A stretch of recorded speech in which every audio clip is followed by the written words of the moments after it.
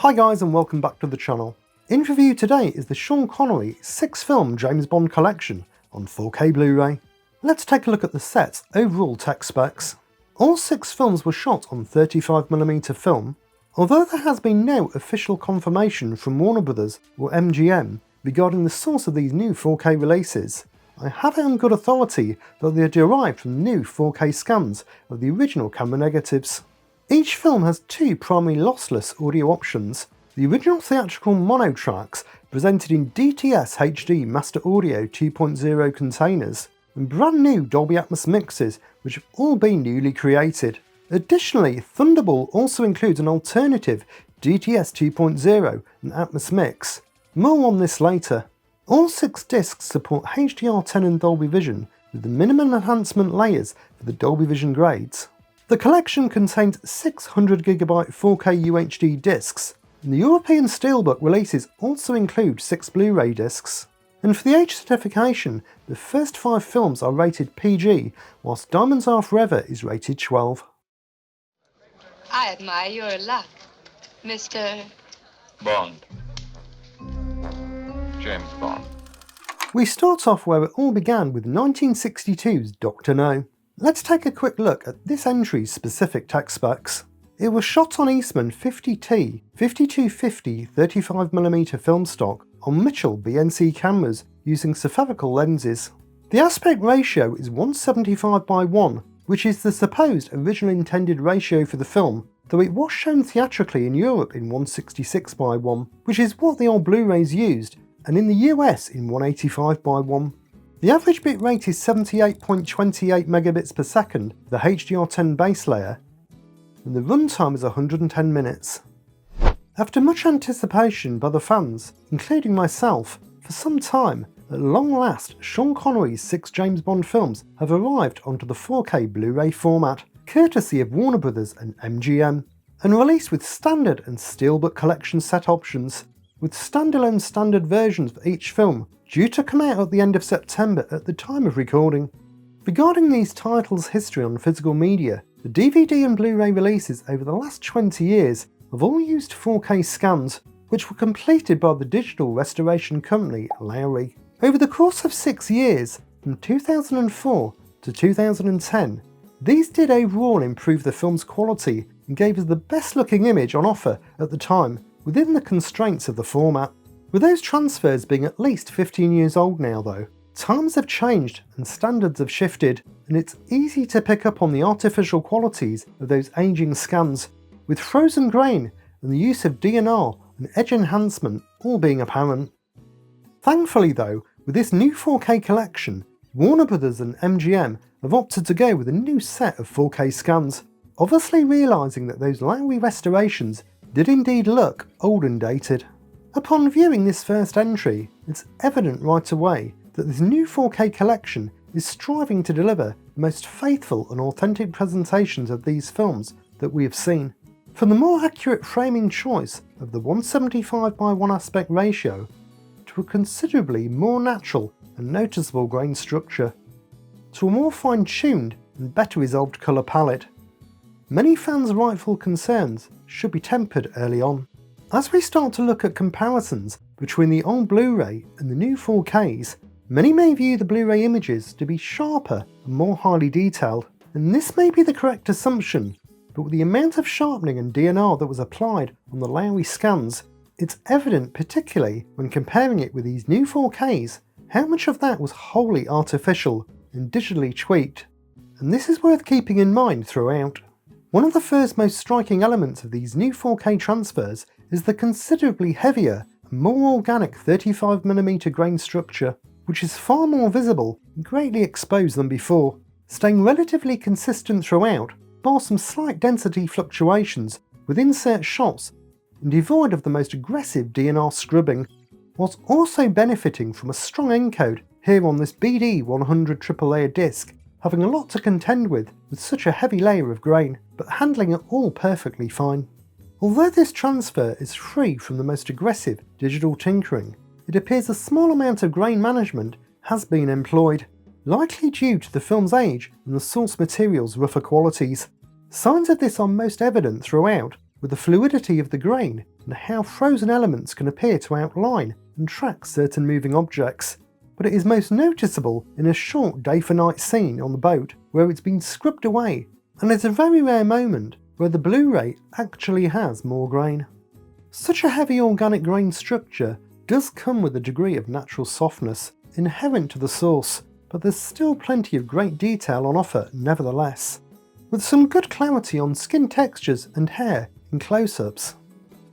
Some nice refinement to the early 60s outfits, like suits and dresses, and better depth to the various locations and sets, like the exotic locales of Jamaica or the villainous Dr. No's lair.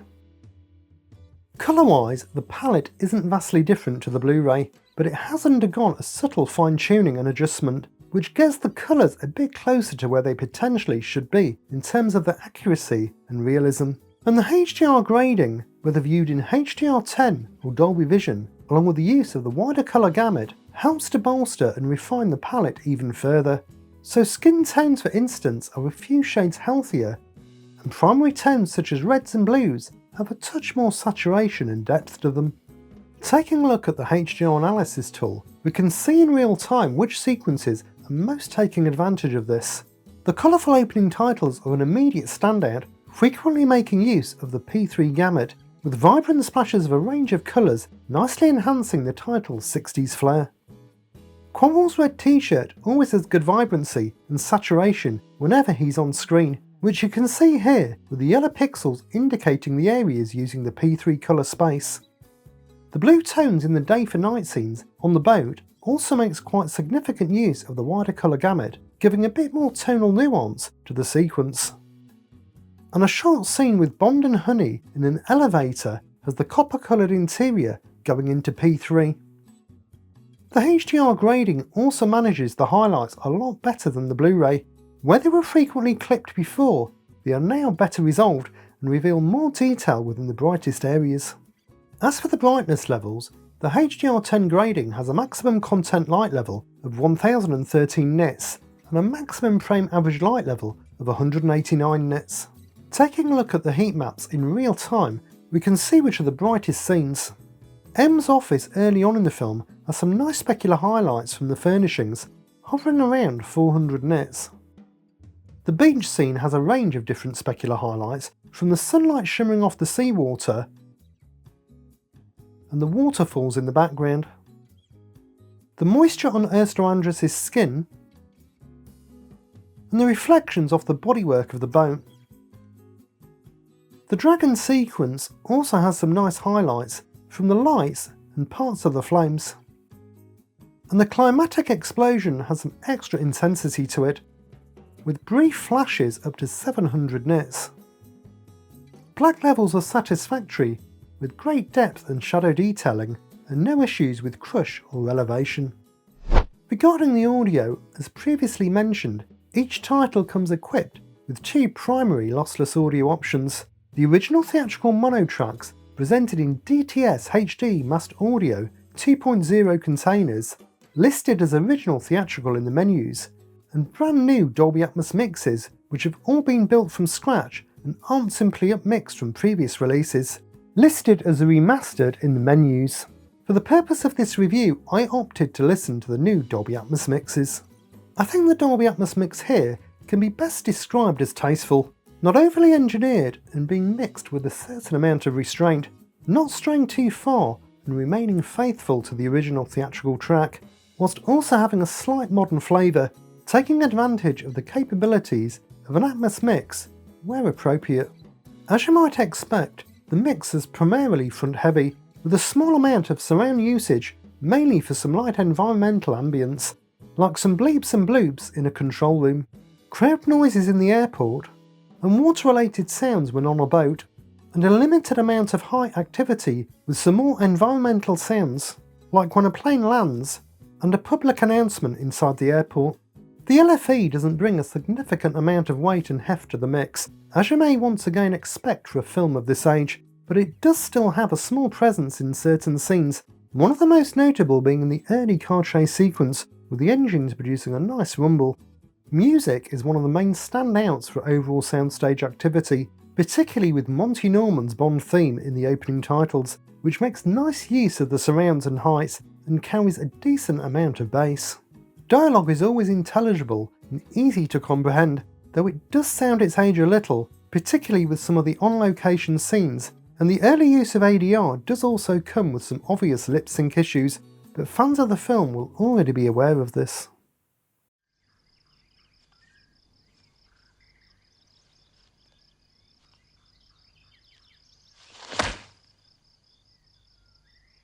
He seems fit enough.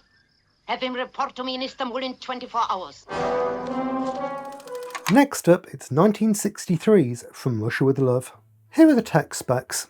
It was shot using the same camera and lenses as Dr. No, but the production made a small advancement with the film stock, shifting to Eastman 50T 5251 for this entry.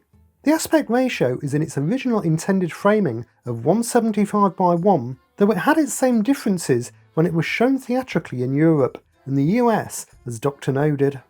The average bitrate is 77.44 megabits per second for the HDR10 base layer, and the runtime is 115 minutes. Coming out a year on from Dr. No and using the same camera and lenses, From Russia with Love does share many visual similarities to the first film, but with the advancement to the Eastman 50T 5251 film stock, which brought improvements to the grain structure compared to its predecessor, it does exhibit a slight improvement to the overall picture quality, tidying up ever so slightly on some of the rougher qualities that Dr. No had. The grain structure is just that bit better balanced here, being a touch finer and more even, but still carrying those same natural and organic qualities and a similar level of density as well, and only wavering with a handful of insert shots and a few optical effects. Detail levels are just as good, if not once again a little better. There's some nice textural refinement on clothing pieces, highlighting materials like the weave on 60s suit jackets, or the sparkly belly dancer's outfit. There's some great definition on close-ups of the lead cast, revealing wrinkles, lines and makeup, and there's good depth and clarity to the different settings, like the scenes taking place in the Pinewood Gardens, around the Scottish Log, or inside the train. The colour grading is much the same as the previous entry, and has been fine-tuned and adjusted in a similar way to improve upon the Blu-ray and bring a greater level of authenticity to the colours. And although the palette isn't perhaps quite as colourful as Dr. No, simply due to the film's material, there's still plenty of room for the HDR grading and wider colour gamut to introduce an extra level of nuance to the image. The HDR10 grading has a maximum content light level of 1020 nits and a maximum frame average light level of 197 nits. Jumping into the HDR analysis tool, we can see that the stylised projection opening titles make good use of the P3 gamut with a range of different colours, whilst also having a nice level of brightness up to around 600 nits at times. The Gypsy sequence is one of the main standouts for the HDR, taking advantage of the wider colour gamut with the cooler nighttime blue tones and the reds from light sources and costume pieces. Whilst there's also some good contrasting highlights, particularly from the flames and explosions later on. The wooden train interiors make use of the P3 gamut with the yellow and orange hues. When Bond and Tatiana get off the train in the day for night scene, there's some deep blue shades going into P3. The climatic explosions also pack a punch and are among the film's brightest highlights, peaking as high as 1000 nits. Black levels are strong and robust, eliminating any issues of elevation that the Blu-ray had, which aids the slightly more frequent nighttime and dimly lit scenes in this entry.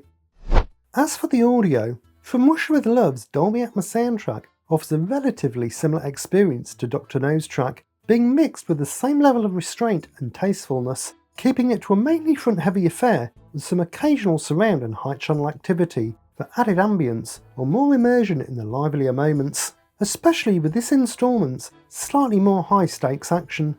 A satisfying amount of light environmental atmospherics emanates from the surrounds throughout, with elements like tweeting birds or the background chatter from crowds, taking nice advantage of this.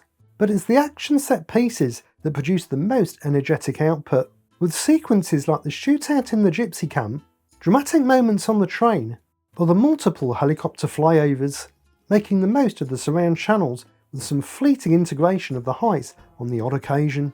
Subwoofer output is light, but ample enough when called upon, giving a bit more oomph to explosions. Music again takes the greatest advantage of the wider Atmos soundstage, with good use of the surrounds and heights and some ample bass response. And the opening title instrumental, the score elements throughout, and the title track in the end credits all sound great. Dialogue is clear and easy to comprehend, with no problems to report. Do you expect me to talk? No, Mr. Bond, I expect you to die. Up next is the 1964 entry, Goldfinger. Let's look at the tech specs. The same filmmaking process was once again repeated, with the same camera, lenses and film stock being used as the previous entry. The aspect ratio is 175:1, which is its original intended framing, though it had its same differences when it was shown theatrically in Europe and the US. The average bitrate is 76.27 megabits per second for the HDR10 base layer, and the runtime is 110 minutes. Following on from the previous entry and repeating the same filmmaking process, Goldfinger features a very similar appearance and picture quality, once again carrying a thick and heavy natural grain structure which is well rendered and organic in its appearance. Though with this entry's slightly more frequent use of optical effects and insert footage, it does come with a few more fluctuations, evident during the insert footage of Pussy Galore's flying circus, some short speeded up moments, and most noticeable in the iconic laser sequence where the laser has been achieved optically. These sort of effects result in a generational loss in quality due to the optical printing process where images were repeatedly transferred from one piece of film to another, leading to added grain and reduced sharpness. Outside of these softer moments, detail levels are on par with the previous two entries, and environments have good clarity and depth of field, especially with the beautiful vistas in Geneva. Clothing pieces have nice tangibility to the materials, like on the Goldfinger, and it's once again easy to pick up on wrinkles, lines and blemishes on skin textures in close-ups. The colour palette and dynamic range is again satisfactory and more accurately represented, with some of the refinements made on this new 4K transfer and the assistance of the wider colour gamut with the HDR gradings. Green tones, for instance, are notably lusher and more natural. Red shades have better depth and saturation, and highlights are again much better handled, eliminating the clipping from the Blu-ray and revealing more detail within. Goldfinger's HDR10 grading has a maximum content light level of 1000 nits and a maximum frame average light level of 229 nits. Looking at the HDR analysis tool, both the opening titles and the end credits make significant use of the wider colour gamut with the gold tones. A brief scene when Bond is talking on the phone has the gold coloured walls going into P3. The nighttime car chase through the forest has the coolish bluey-green hues using P3, with some nice bright highlights from the car headlights which hover around 400 to 500 nits, and the explosion which peaks around 1000 nits.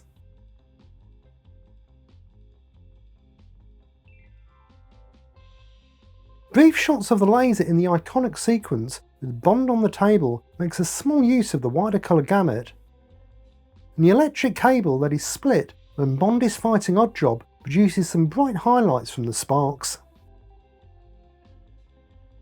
Black levels are consistently strong with appropriate depth and shadow detailing and no issues with crush. When it comes to the audio, Goldfinger's Dolby Atmos soundtrack follows a similar pattern to the previous two, with a tasteful front-heavy approach that involves the rears and heights at appropriate moments. The rear surround channels get some appreciative uses throughout, such as with a few small panning effects in car chases and airplane flypasts, and a few light environmental ambient sounds like some slight echo and resonance in Goldfinger's rumpus room. The high speakers chime in on a few occasions, adding to the immersion, with gunshots, tannoy announcements, and an explosive car crash. Bass response is adequate, adding sufficient weight to gunshots, explosions, and vehicle engines. Music is one of the biggest standouts in the track and is nicely integrated into the mix with great fidelity and a full-bodied presence, whether with the title track performed by Shirley Bassey or the reoccurring Goldfinger motif in its different forms. Fans should be pleased with how the score has been represented in this new mix. Dialogue is clear and intelligible, though once again an abundance of ADR is evident throughout, which is accompanied by obvious sync issues, but this is a continuous theme in this collection.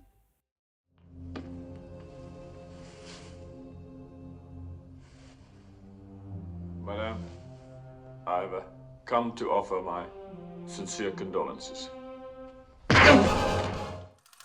Moving on to the next instalment is 1965's Thunderball. Here are the tech specs. It was shot once again on Eastman 50T 5251 35mm film, but this time using Arri-Flex 35-2A Mitchell BNC cameras with Panavision B-series anamorphic lenses. The aspect ratio is in the wider framing of 235:1. The average bit rate is 51.48 megabits per second for the HDR10 base layer, and the runtime is 130 minutes. This entry marks a noticeable visual change after the previous three, evident by the shift to using Panavision anamorphic lenses, which leads to a subtle softness around the edges of the image, and the subsequent move to the more cinematic 235:1 widescreen scope aspect ratio. Although the film stock used is the same as the previous two, and thus comes with the same qualities, the process of shooting in Panavision anamorphic scope results in the utilisation of a larger portion of the negative due to how anamorphic lenses compress the image horizontally during capture to then have it be unsqueezed later. This leads to a finer appearance to the grain structure, and so the improvements to finer detail levels appear slightly more sizable compared to the previous three. The grain structure is generally finer and more evenly spread than the entries before, and that of the Blu-ray as well, perhaps looking the most cinematic it ever has on the 4K, and it's well rendered too, with a sufficient encode, that although carries the lowest average bitrate of the six, perhaps due to it having the longest runtime and featuring the two additional audio tracks, it still presents the image without any serious issues. The grain isn't totally free of snags though, with a seemingly small amount of management being employed in certain areas, most likely to clean up some of the most egregious issues on the source material. Evident again on the outlines of moving subjects, it has been quite subtly applied though, and thankfully isn't overly aggressive.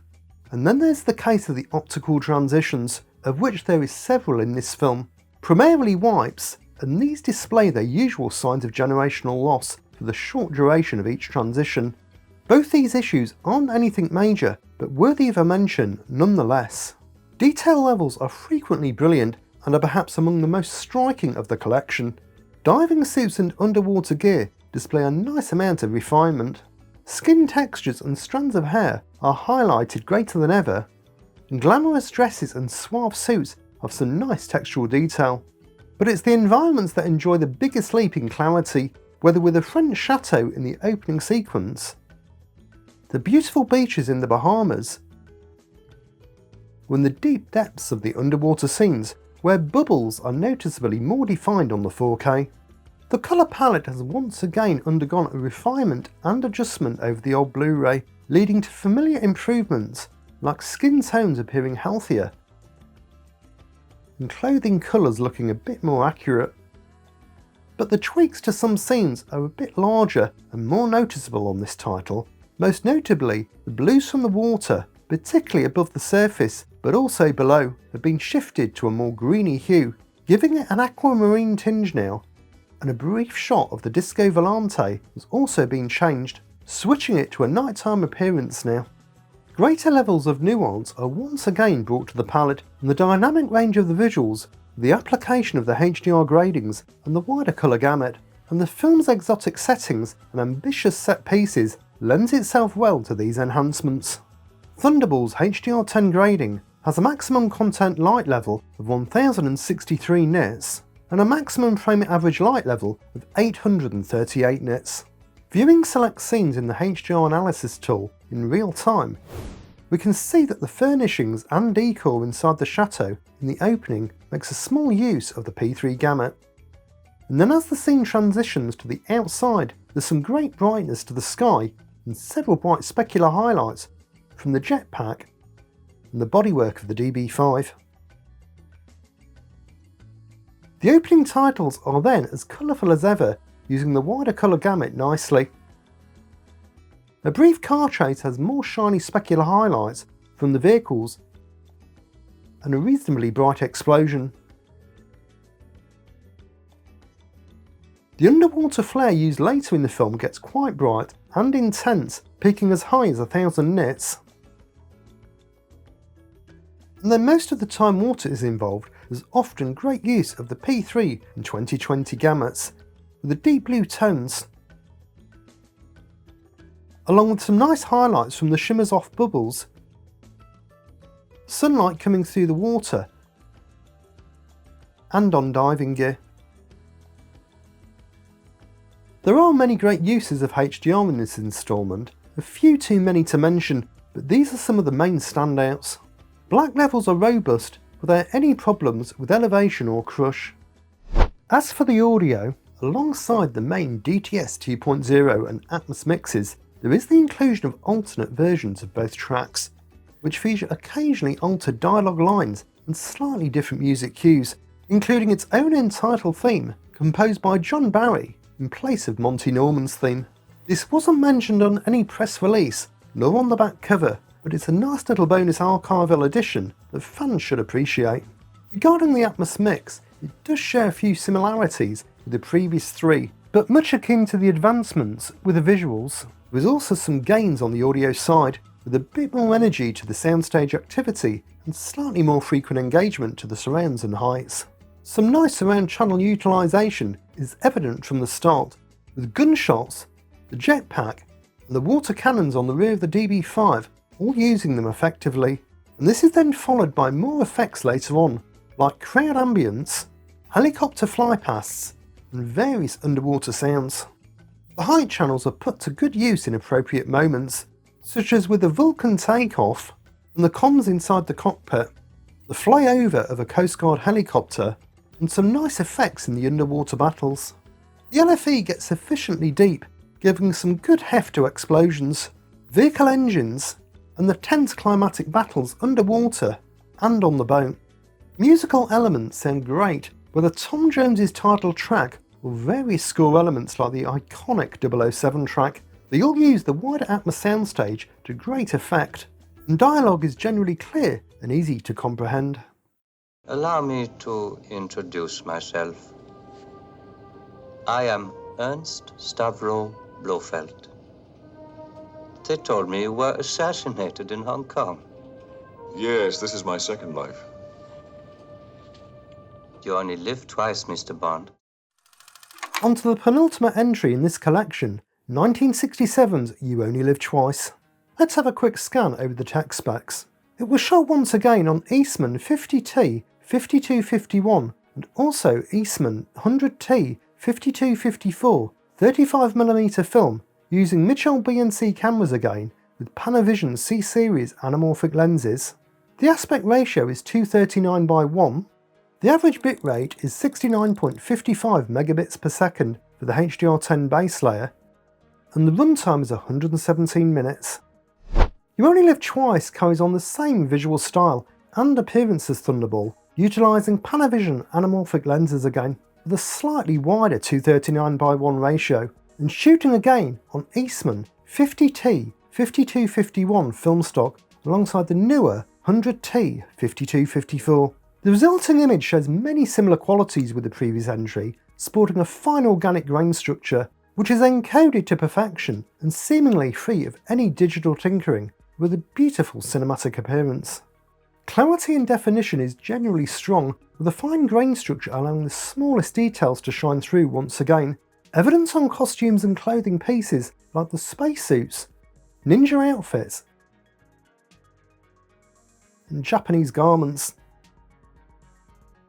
On close-ups which have good refinement on skin textures, emphasising lines, wrinkles and makeup, and in location shots and set interiors which display a good field of depth, like in the streets of Japan, or in the volcano base. And the detail levels only waver on a few occasions, with some of the insert footage optical effects, and blue screen background replacement. The colour palette has once again been handled very well, making for a considerably more accurate representation of the adjustments that have been made, helped on by the addition of HDR and use of the wider colour gamut. The HDR10 grading has a maximum content light level of 1000 nits and a maximum frame average light level of 773 nits. Checking out the HDR analysis tool, the opening titles and end credits follow on from the previous films using the P3 and 2020 gamuts to great effect. A brief underwater scene makes use of the extended colour range in a similar way to Thunderball with some deep blues. Brief shots of the lights and advertising signage in Tokyo dips into 2020 quite nicely. Some short shots of the fishing boats on the water as the morning sun getting quite bright, up to 1000 nits.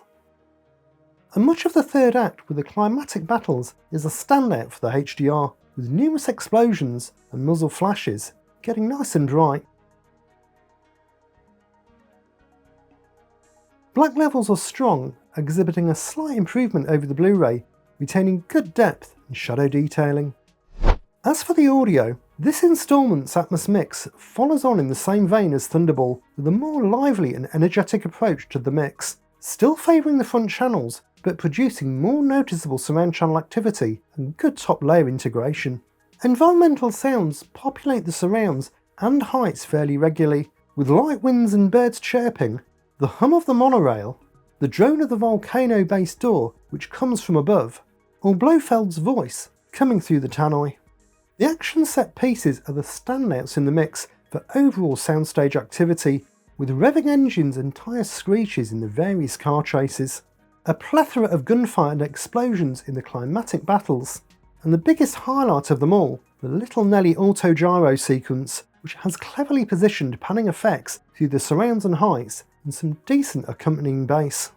The LFE adds sufficient weight to the mix and produces some nice rumbles throughout, such as with various explosions, the rocket launches, and the opening of the volcano base door.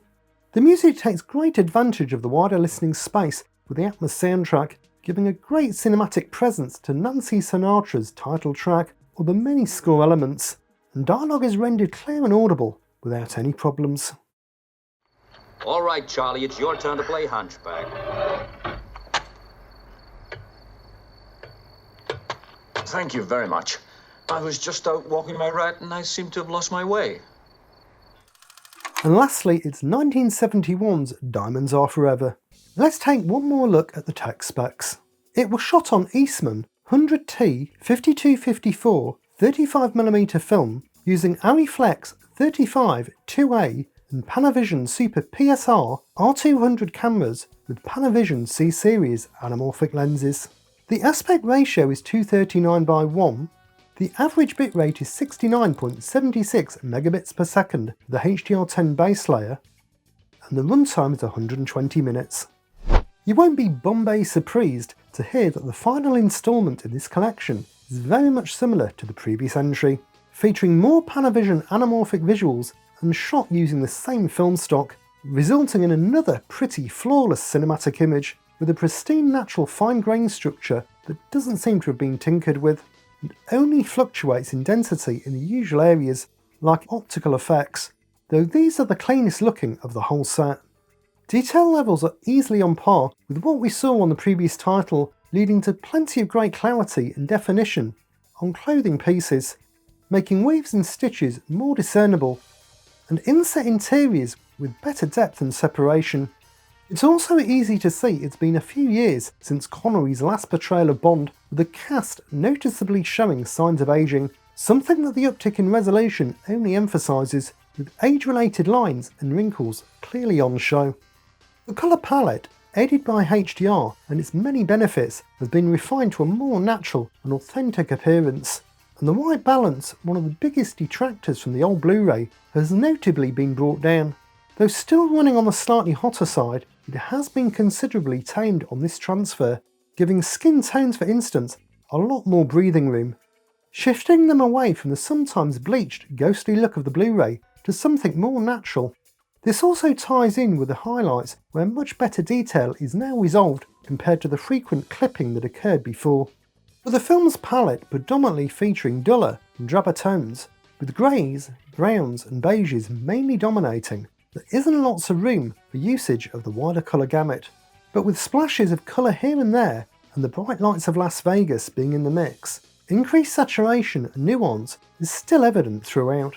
The HDR10 grading has a maximum content light level of 998 nits and a maximum frame average light level of 907 nits. Taking a look at the HDR analysis tool, as has been the case for all the films in this collection, the opening titles are benefiting from more tonal depth by using the P3 and 2020 gamuts quite considerably. The red Ford Mustang uses the wider colour gamut nicely. You can see here the yellow areas indicating the pixels using the P3 colour space and the blue indicating 2020. The car chase in Vegas is a standout, using the wider colour gamut where appropriate, especially with the red hues, alongside an added glimmer to the lights, getting up as high as 700 to 800 nits. Other bright highlights throughout include the chandelier, the flames in the furnace, and the missiles from the helicopters and the resulting explosions in the climatic battle. One brief error I did notice was a small scene in the hotel room where Sean Connery's trousers appear to have an unusual sparkle to them. Although the trousers are the main culprit, this strange anomaly is also occurring in other areas of the frame. As this isn't on the Blu-ray, it would seem to perhaps be an issue with the HDR grading, but I'm not entirely sure. Thankfully though, it's very short-lived and doesn't distract too much from an otherwise solid transfer. Black levels display noticeable improvement, such as in the night scenes in Las Vegas, where they're much closer to a true black now, instead of being elevated like on the old Blu-ray. As for the Dolby Atmos soundtrack, without sounding like a broken record, it boasts pretty similar qualities to the previous two entries, with livelier soundstage activity compared to the earlier films, featuring some satisfying surround and height speaker engagement. The surround channels carry a nice amount of atmospherics in more subdued moments, like with casino ambience, crowd noises, or Sean Connery's voice moving around the listening space. But it's the action set pieces that really bring them to life, with screeching tyres and revving engines in the various chase sequences, and plenty of helicopter flypasts, gunfire, and explosions in the film's climax. The high channels get similar usage, whether with theatrical voices in Circus Circus, or more helicopter flyovers in the climatic scenes. Subwoofer output is sufficient, with adequate rumble to revving vehicle engines, and ample weight and boom to explosions and gunfire. Musical elements sound great, from the opening title track performed by Shirley Bassey to the score composed by John Barry. It's all delivered with great fidelity and a larger presence than before. Dialogue is clear and discernible, allowing easy comprehension of each line. Just a quick note on the menus and extras. The disc menus all feature a similar design, just simply interchanging the titles and the colour of the bottom banner, and pretty much all of the extras have been ported over from the previous Blu-ray releases with nothing new added. To summarise, I'll give the overall set an 8. With many fans eagerly awaiting for these films to come to the physical 4K UHD format for some time, it's great to see that it's finally happened, especially considering Amazon owns the franchise now and do have them on their streaming platform. It's also been very pleasing to see the manner in which these have been done, with them all receiving fresh new 4K scans, HDR10 and Dolby Vision colour gradings, and all new Atmos tracks alongside the original theatrical mixes. There's clearly been a lot of care and attention applied to them. It's not all perfect, but with sets like this and films of this age, it never usually is, and ultimately it's up to personal preference of whether you prefer the sharper, brighter and digitally enhanced look of the old Blu-rays or the more natural and organic filmic look of these new 4K transfers. To be honest though, I personally think this is probably going to be the best that you'll ever see these titles looking and sounding on the physical home format, and I hope that it's not too far in the distant future that the rest of the franchise gets this same treatment. This collection comes highly recommended.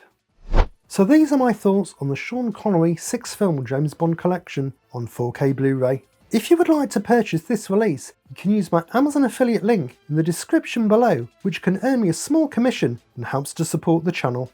Thanks for watching guys, enjoy your movies, bye!